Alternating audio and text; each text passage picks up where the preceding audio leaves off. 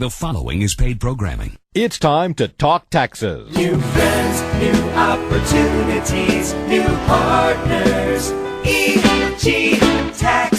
It's Ask the Tax Lady with Esther Gulius and EG Tax on News Radio 930 WBEN. To reach Esther now, call 803-0930. Toll free at 1-800-616-9236.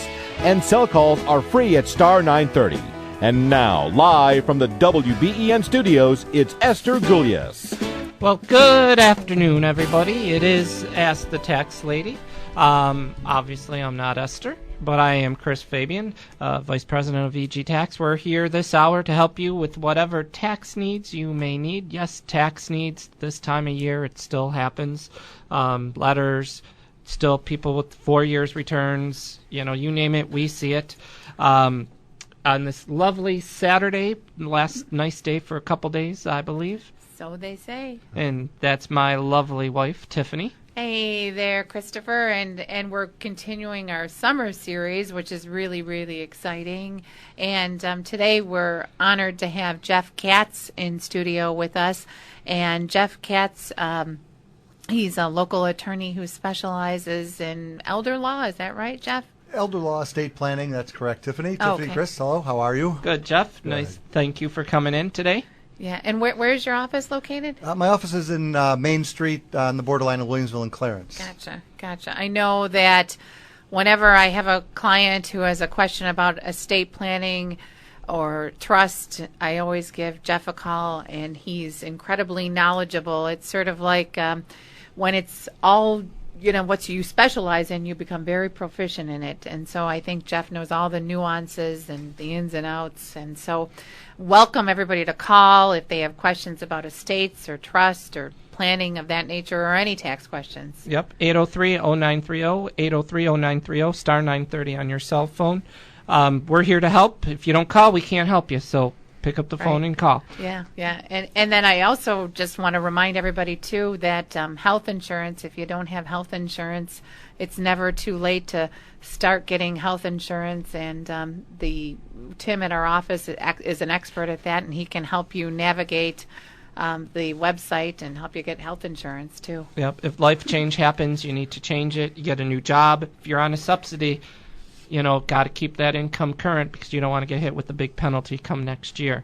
And speaking of penalties for health insurance, don't forget next year it's a 2% penalty of your income. Right. Compared to 1% this year. So that's doubling. So that's a big tax law change going into effect for next year. Yep. And it really was very impactful. And I don't know, this week, I don't know if Jeff had the pleasure, I watched the TV show The Briefcase, and there was one family that got $101,000 and another family got $101,000, and they had to collectively sit down and decide, would they keep some of the money, would they give it away, or all of it, some of it, any of it. And the reason that made me think of this is I was very excited. It was sort of like a social experiment, but I was one of the families who got the money didn't have health insurance, and so I inevitably I was wondering where you were going with this. I wanted to call them and say you probably would qualify for Medicaid. So yep.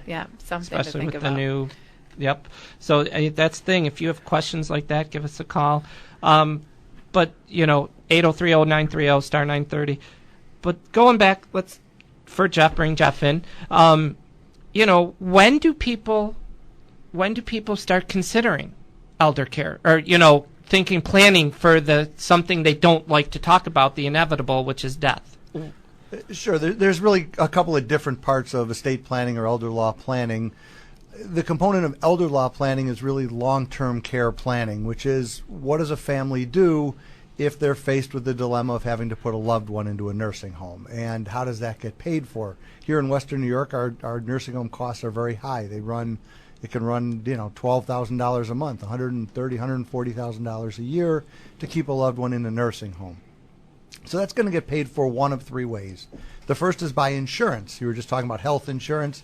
Health insurance does pay for long-term care in a nursing home, but not very much. It pays for rehab anywhere between 20 and 100 days. When that runs out, you could shift to long-term care insurance if the individual had bought a long-term care insurance policy, which would then pay for the care. Otherwise, it's either private pay or Medicaid, and I think that's one of the topics that we've talked about a lot jointly with our clients, and one of the things that comes up in my practice on a regular basis is how do you transition from private pay to Medicaid? And Chris, I really think that's what your question was getting at. Yeah, I mean, just in essence, because, nobody likes to talk about death, and we go, should they start considering talking to you at age 50? Should they consider 45? With kids, no kids? Like, is there a magic formula, do you know what I mean, where people should really sit down and say, you know what, hon, Tiff, we really need to talk to Jeff? Well, in terms of basic estate planning, which is, having a will and the other documents that come along with that, generally a power of attorney and a healthcare proxy, that should be done certainly as soon as somebody has children, because that brings up the issues of who's going to be the guardian for the children if, God forbid, both of the parents were to pass away, and then also just the basic distribution of how the assets would be distributed to the children. That includes all the assets that someone would have, which would include IRAs, life insurance, and, we always have to plan for the unforeseen as good, responsible parents. So in terms of an age, Chris, it's really not a specific age, but certainly a starting point for everybody should be once you have children, you should add to that life insurance into the assets that you have, and you should probably add to that having a will. And then I also wanted to say, before we get too far away from the topic, Jeff mentioned long-term care insurance, and so there's also a small credit, or a decent-sized credit, on New York State for long-term care insurance. And I know that sometimes when I talk to clients about long-term care insurance, they're like, oh my God, that's ghastly expensive. And as you get older and older, the cost goes up and up. Well, if you look at it, you have long-term care, so maybe you're paying $5,000 a year for long-term care. Insurance. Long-term care insurance. A nursing home, as Jeff said, around here is $12,000 a month. Right. So, I mean, 2 years of long-term care insurance pays not even for 1 month of being in a nursing home. And Chris, talk about how much the credit is on New York State for 20% non-refundable credit, but it carries forward. Right, which is something. So New York State is putting it out there, and they're hoping people bite and take advantage of the credit, Right. I think what's happening, Tiffany, is the government is trying to encourage, through these tax credits, through these tax programs, people to buy long-term care insurance. Because what we have to remember, if the private sector, meaning long-term care insurance, is not paying for it, or people are not paying for it with their private funds, it does come back to a governmental program called Medicaid, which would then be paying for the person to stay in the nursing home through if they were able to qualify. And that's really shifting the burden to private insurance is certainly in the government's best interest. And look, we're all taxpayers, so it's in our best interest. Right. And now, and if I wish Esther was here, because she knew, I believe she had some personal experience in this, where some states don't offer Medicaid to pay for nursing homes. Is that true? Well, Medicaid's a federal program, which is throughout every state. So I would, obviously I'm a New York attorney and I'm an expert in New York. So in New York, it's certainly available, and to my understanding, it's available in every state.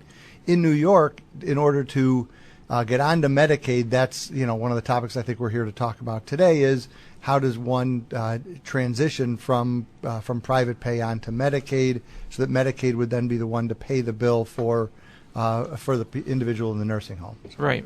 Okay. Well, we were going to take a short break. We're going to pick up this conversation on the other side. Get your questions ready. Star 930 on your cell. 6. I just lost the phone number. We'll see you on the other side. 7.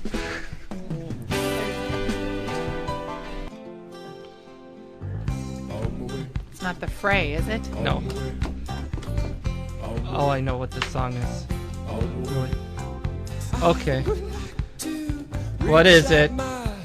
It's Rusted Root. Rusted Root. Okay, guess I didn't know that one. 0 for 1. You do know the song. Do know the song. And the number I was thinking of was 803-0930 for your questions. And we are going to come back and go to the phones and talk to Kathy from Buffalo. Kathy, how can we help you? Oh, thank you for taking my call. Not a problem.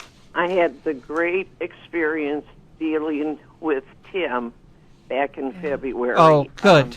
Tim Eliason, our healthcare expert. Yeah, and I love how you said that, the great experience. I think he's great, isn't he? You know, extraordinarily for dealing with problem of health care. But anyway, he helped me apply and did the forms for my 2 grandsons. At the time, he did all the work, and I had been in touch with him for several times, and he said that everything had gone through and was approved. But since then, in fact, I was going to give him a call. We still haven't received any, insurance cards. And in fact, my one grandson has been going to the doctor, the foot doctor, since January, and it's costing him Did they qualify for Medicaid, Kathy?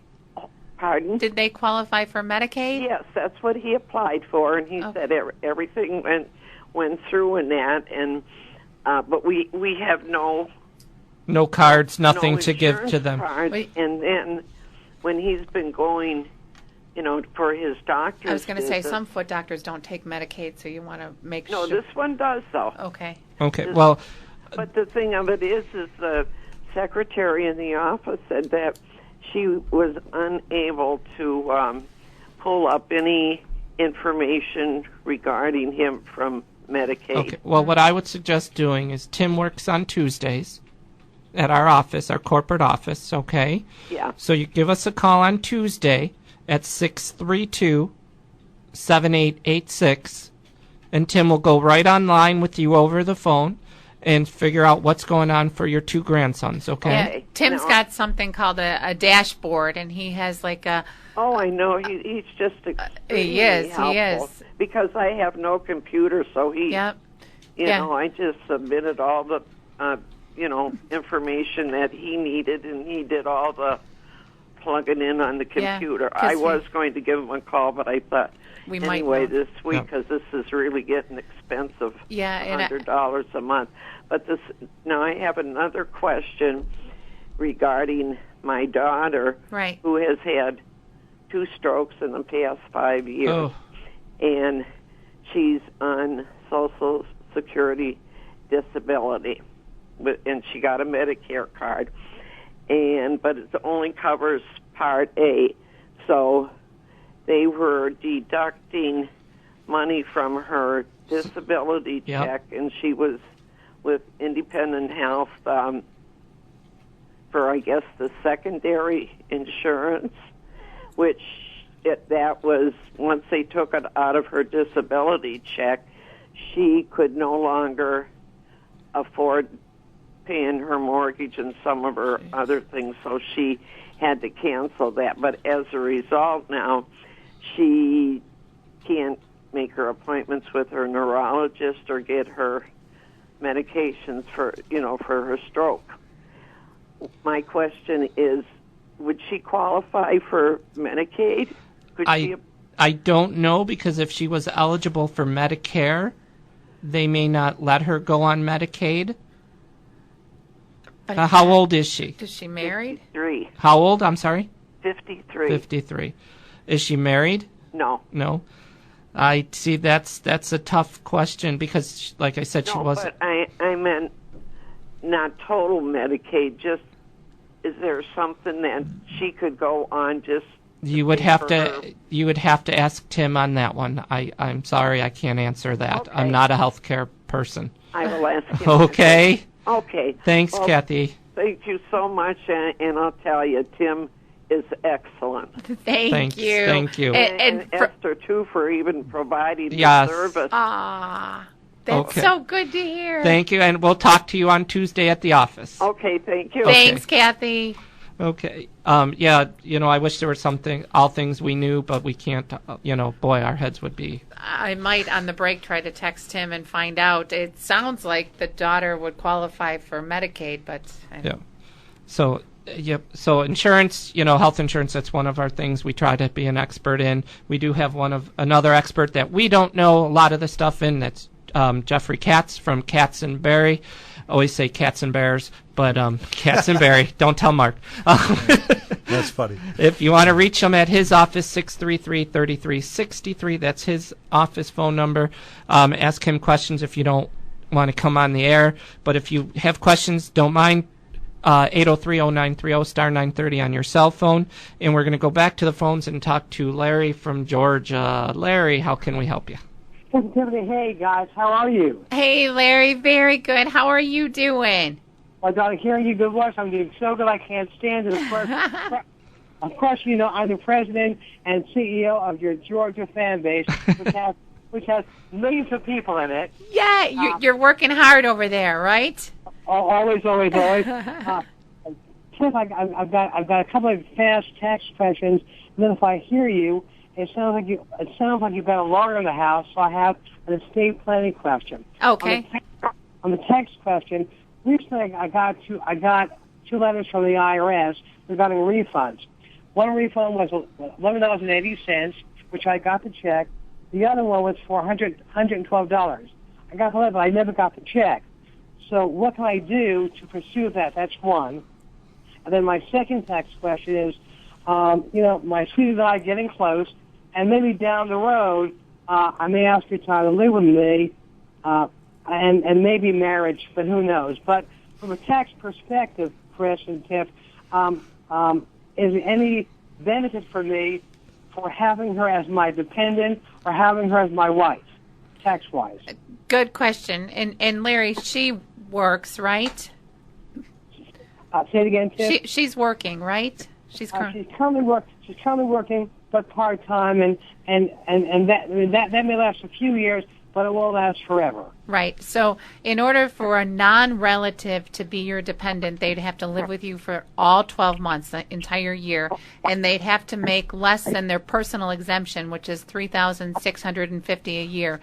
So she probably doesn't make less than $3,650 a year. So she couldn't be your dependent without being your spouse.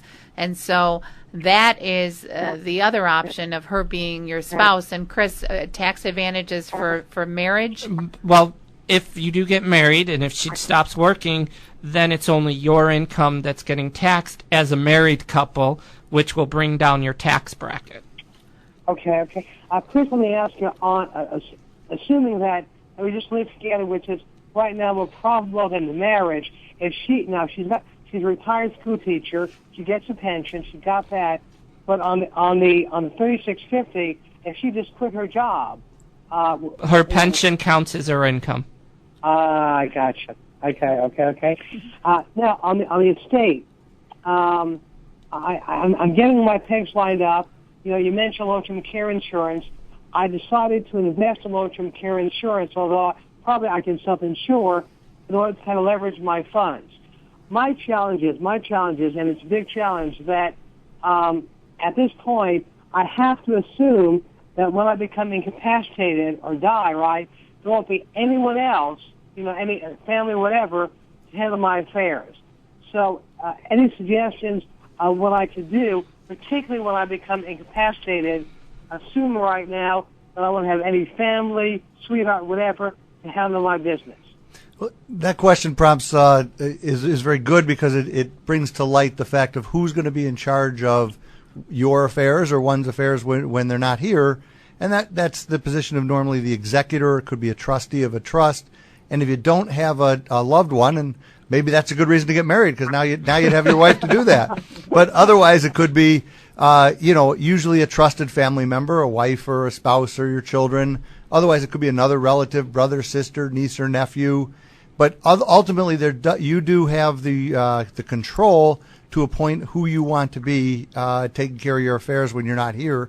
And it's very important you address that. And it's actually very important for people to put together an estate plan when they don't have direct lineal descendants, because those situations can be very tricky to resolve who gets the funds. So most people think about doing a will when they have, or a trust when they have kids, but it's equally or even more important when you don't, so it makes the process simpler. So certainly in your situation, you should go out and find somebody, hopefully a trusted relative, if not a friend or an advisor, who would be there to take care of your affairs when you're not able to. Yeah, because Larry, correct me if you're wrong. Correct me if I'm wrong, but you don't have any children, correct? Tiffany, you're correct. No children, not married. It's very small. I mean, just it is what it is, right? Very small family. Right.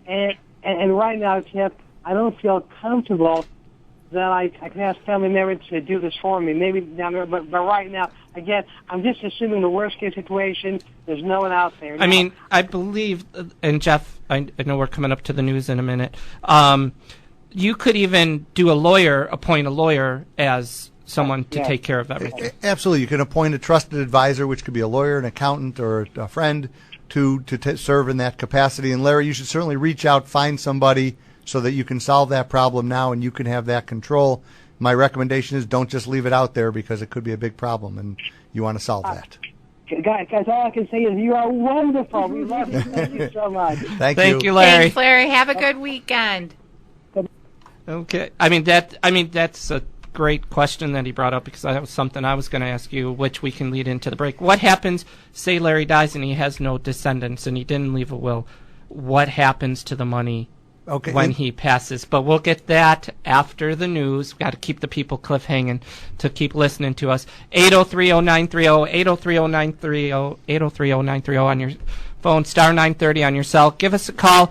Get those questions ready for us. We'll catch you on the other side of the news.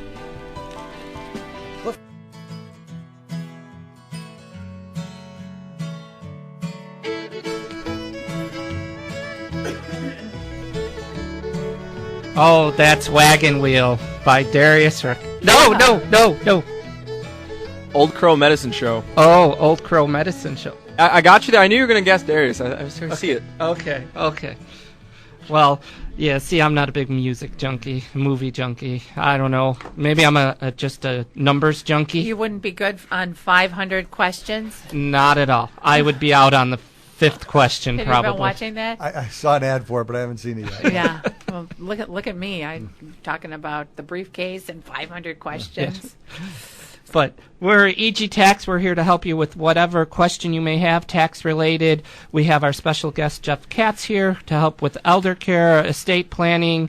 So give us a call here, 803-0930. And before I forget, sorry to just step on your foot there.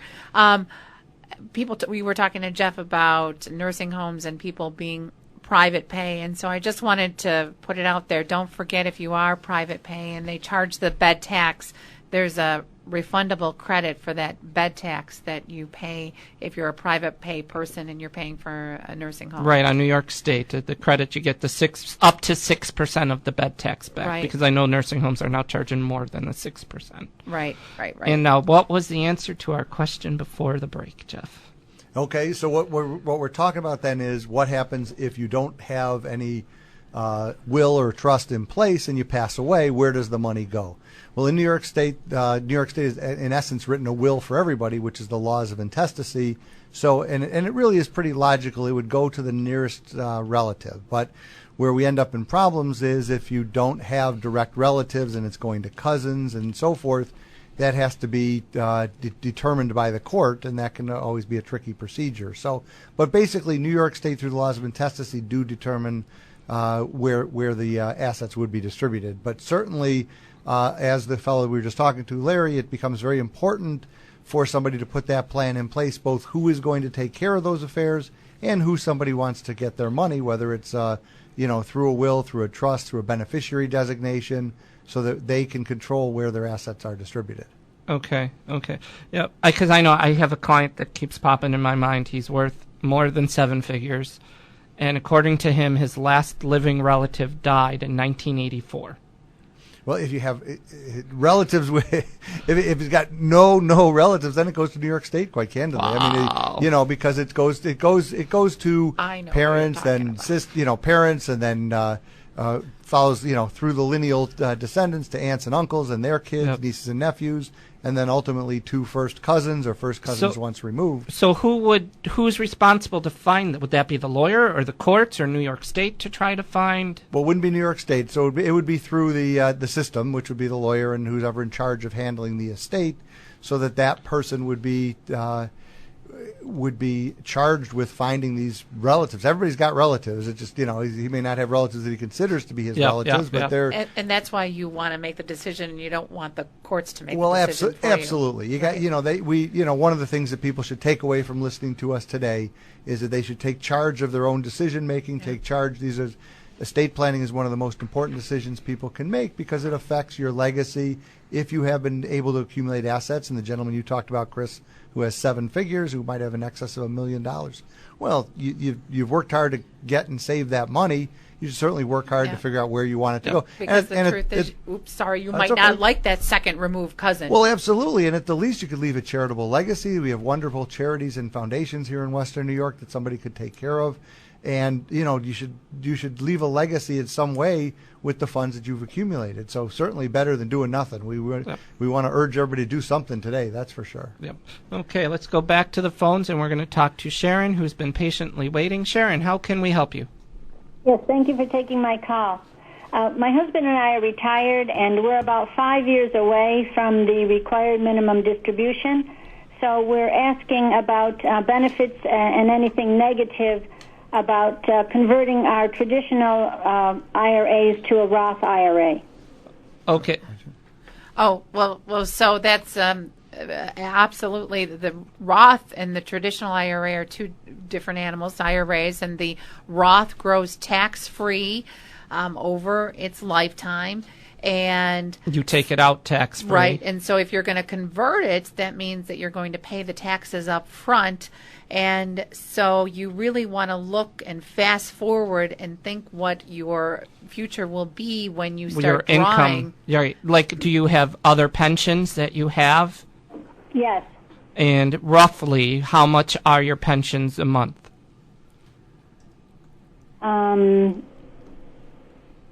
Just ballpark figure. Yeah, probably 3,000.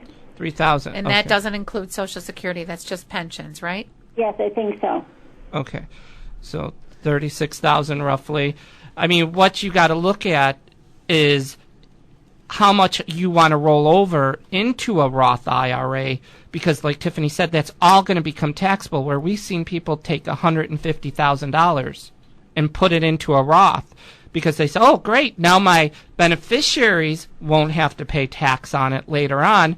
But that means you would have to pay tax on. So if you add $150,000 to your income, you're looking at tax roughly $35,000 you're going to be paying now to avoid paying tax later. So I guess, Sharon, one of Chris's questions is, how much were you thinking of converting into a Roth? Well, we weren't sure if we should do a certain amount per year to keep under. I think we're in the 15% tax bracket from what my husband had said, and so to avoid the next level of tax, that we would take out a certain amount each year before the required amount. So why would you, what's your goal for doing this? And I believe Jeff would ask the same question. That's correct. Yes, just to avoid some additional tax when we have the full required minimum distribution, because we would have less in our traditional IRA. Right, Sharon, for most people, and when we talk about IRAs are a method of deferring income. So when you defer them until you're talking about required minimum distribution, so when somebody turns age 70, they're required to make a minimum distribution to take money out of their IRA, which they'll then be taxed on. In a general sense, most people are trying to defer their income and keep it deferred as far as possible, and that's that they don't even want to take the required minimum distribution, but they're required to by the government. So for most people, they wouldn't convert it. They would just kind of keep deferring it, and then you'd have more money later on. You'd be able to invest it. You'd be able to let it grow to a greater amount. So to take it out and convert it, it sounds like when we talk about what your goal is, for most people, and I think you probably fit in that category, your goal would be to minimize your taxes, which would mean to just keep deferring it and take out those required minimum distributions when you turn 70 and not before. Sharon, is part of your logic because the amount of required minimum distributions is going to increase your yearly income? Yes. And so that's partly what they want to stay away from. Right, but I mean, for every 150,000, I just did the math. For the first year, when you turn 70 and a half, your minimum distribution is only $5,500.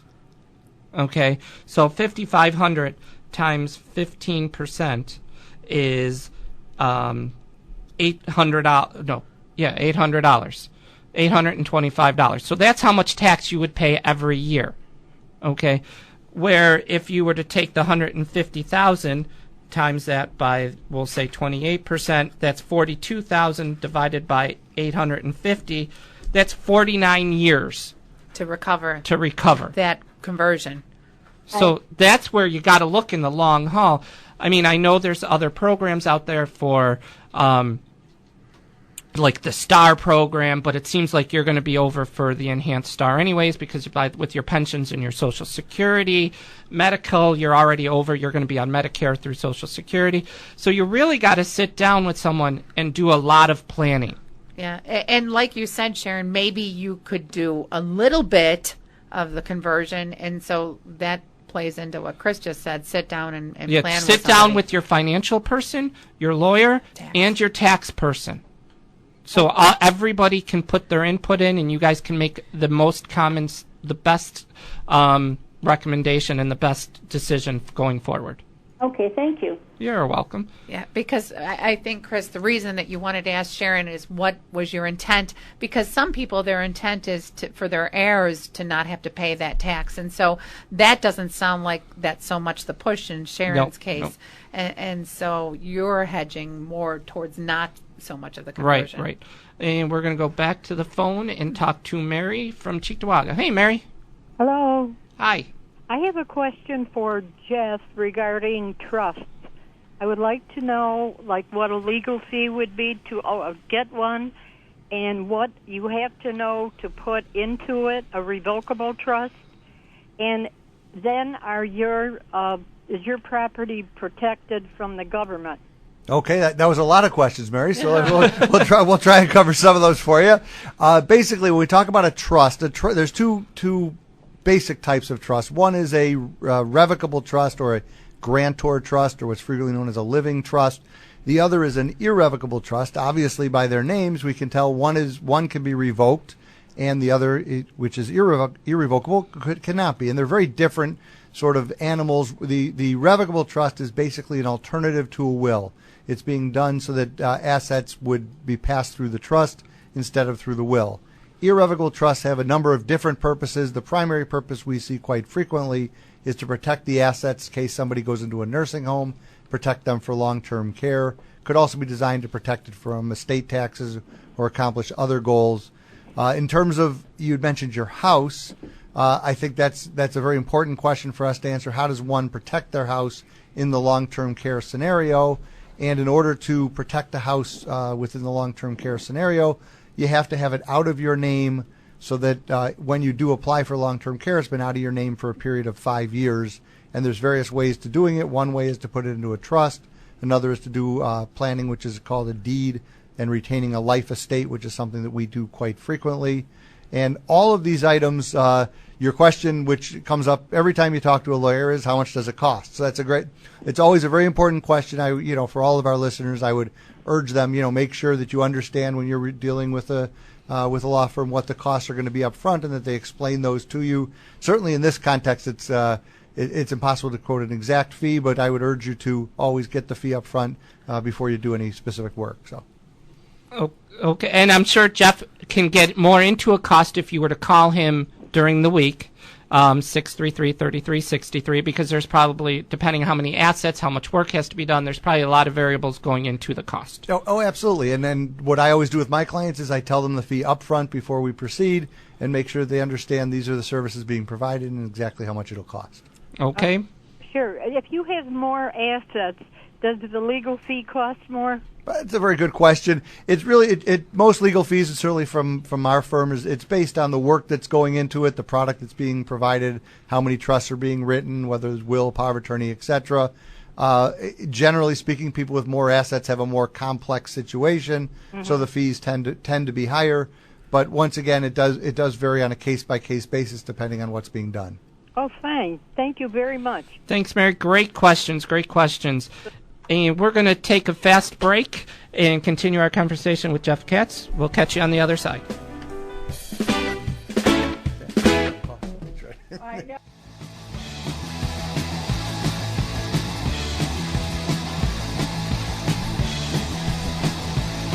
So Tyler's not picking the songs today.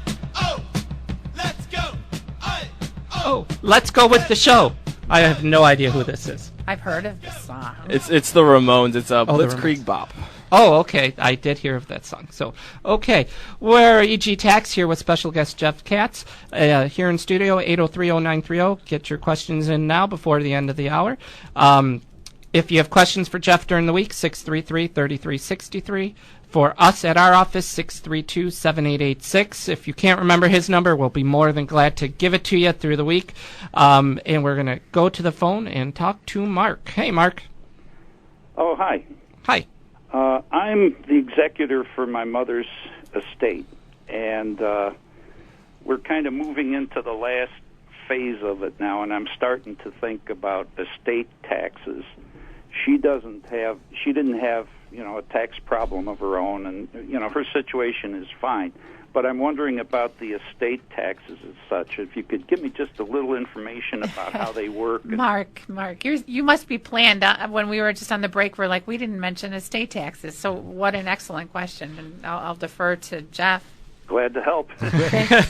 Well, Mark, basically when we talk about estate taxes, what is imposed by the government is a tax on the total amount of the estate, whether it's going through probate, not going through probate, and they add it all up, and whatever that total number is then gets taxed. Now, while that sounds like bad news, the new good news is that the federal estate tax exemption is now $5 million plus. So if an estate is less than $5 million, there will be no federal estate taxes. So is the estate that you're dealing with less than $5 million? Much less. Okay. Then that means that the money that it goes through and passes to the beneficiaries will not be taxed. There will be no estate taxes. And what about New York State? New York State also imposes it a tax. It's the same concept. It taxes the gross amount of the estate, the total amount that's in the that's passing from one generation to the next. That number used to be $1 million, and it was actually a very bad law because people were being penalized for being a New York State resident. New York State, the legislature... Surprise. Exactly. One of the worst estate taxes in the country, as most of our listeners might not be surprised to hear. They have fixed that, though, and it is now going up to the $5 million plus level where the state is going to match the federal. It's in the process of being phased in. As of April 1 of this year, it moved up to $3 million plus. So this year it's $3 million plus. Next year it's going to be $4 million plus. And then April 1 of 2017...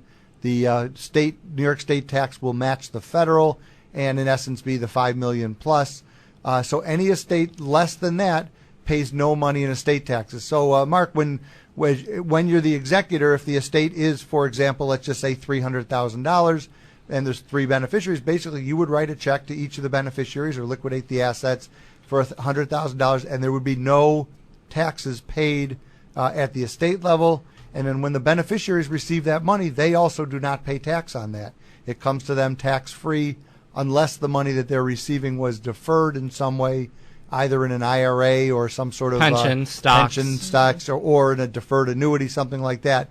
But generally speaking, when it passes through the estate, if it's below the exemption, then there is no estate taxes. So if some of it was in an IRA, then there would be a tax on the traditional IRA to the beneficiaries. To the beneficiaries. Yep, because unless the estate cashes in the IRA, then because there's 2 different type of estates. There's, hey government, I'm dead. This is how much I'm worth. Okay, that's a 706 return. That's the easiest way to explain it. Okay, then there's the 1041, which is, hey, I'm still dead, but I'm making money. So the money that you make when you're dead would pay a tax also. So it would be paid by her tax rate? It depends on when you cash how much in. there is and who cashes it in. Right. As the IRA transfers to the beneficiaries, they have a number of options with it. One is to create a inherited or beneficiary IRA in which they can then spread out the distributions over their lifetime. The one thing that occurs to me, Mark, as I'm listening to your questions, and I'm saying it not just to you specifically, but to all of our listeners out there who might be handling estates, is these types of questions. This is where the attorney's expertise should come into play, so that these questions are being asked and answered up front. Estate taxes and the taxability of the distributions. This is part of the attorney's and also the accountant's job to make sure that as you as the executor are handling the estate, you know the tax ramifications all the way through. So it's important to ask the question, but it does lead me to believe that is the attorney's responsibility to get that information to you, and hopefully we've helped with that today. Yeah, so. and I'm thinking from most of the times what I've watched, Chris, is a lot of times is that they'll pass it on to the people who, and they have to take care of the tax on the IRAs, let's say. It all depends if they listed the beneficiaries on the IRA. If Right. they didn't, if it's just no beneficiaries or they never updated it and the last person passed away, then it goes to the estate. Yeah. So, Mark, did you have any other questions? He's gone. Oh, he's gone? Yep. He's gone. Okay. Okay. And then, one other thing we really didn't talk about is, the dreaded 5-year look back that everybody talks about. So, Medicaid, that's where people try to do the life estate, put the house in, and hope it's after 5 years before they go into long-term care. What can you help people with that, Jeff? Sure. A big part of our practice, and certainly growing over the last, I've been doing this for almost 30 years, and the last decade, certainly a larger part of the practice of my firm has been in the elder law arena. And what that basically means is it's helping people protect their assets if there is a long-term care scenario, protecting their assets if they're going into a nursing home.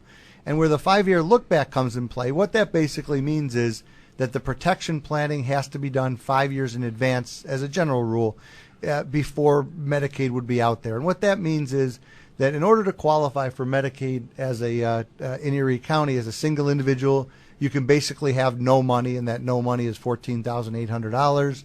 Or if you're a married couple, there's other rules, such as you are allowed, if there's a community spouse at home, you are allowed to keep your house, and we'll call it approximately $90,000 in assets, and still get onto Medicaid. But if there's assets above that level, then you'd have to be private pay unless they were transferred away 5 years in advance. Is it your house plus $90,000 in assets? That's correct. Okay. So if there's a community spouse living at home, and then that's what the government lets you keep and still qualify for Medicaid. So when we talk about the 5-year look back, we're talking about families planning in advance to try and protect their assets for mom or for grandma or for themselves, so that they can then have a situation where they can leave a legacy or have extra money left over to take care of themselves for their family, and then stay in the nursing home and get Medicaid to pay the bill. So that's really elder law planning. It's something that people should be looking at. Many of the people in Western New York are very concerned about that. And that's something that we can help them with. So and people, they should pay attention to what they're doing. I know we talked over the break. There's somebody who has their house in a trust to protect it, but yet they want to buy their granddaughter a house outside of the trust, right, which just defeats everything. And that type of plan, one of the things we always have to be careful about, and that's really why you want to make sure you're working with somebody who does this on an attorney that does this on a full-time and regular basis, and a specialist is because mistakes can be made. And if a mistake is made, then Medicaid won't be in the scenario. So if you do have something where there's a trust and then there's assets outside of it, they're not going to get onto Medicaid. They're not going to qualify. So now, if it's, let's say she rents the house to the granddaughter, it's an income-producing property, would the Medicaid force her to sell the house? If she owns, if the person applying for Medicaid owns assets and owns income-producing property, that's going to prevent them from getting onto Medicaid. Medicaid is so yes, you can't be above those income and resource allowances. Otherwise, Medicaid doesn't pay the bill. And then, is there a difference when you're doing the estate planning for the irrevocable and a revocable trust? Does both count for the 5 years or only one? Yeah, excellent question. The only one that would work for the 5-year look back for the Medicaid-related planning would be an irrevocable trust. If it is a revocable or revocable trust, that's known as a grantor trust. They have full control over it, the person who sets it up. So that's not out of their name from a elder law perspective. So if that's the planning they want to do, they got to give up control and create an irrevocable trust. Perfect. I caught that because I have a client during tax season that had a revocable trust, and but I talked to them, and their estate is so large that they would have the money to pay for long-term care. Right. Well, but that if it was in an irrevocable, they wouldn't have to touch their money to pay for the long-term care. Right.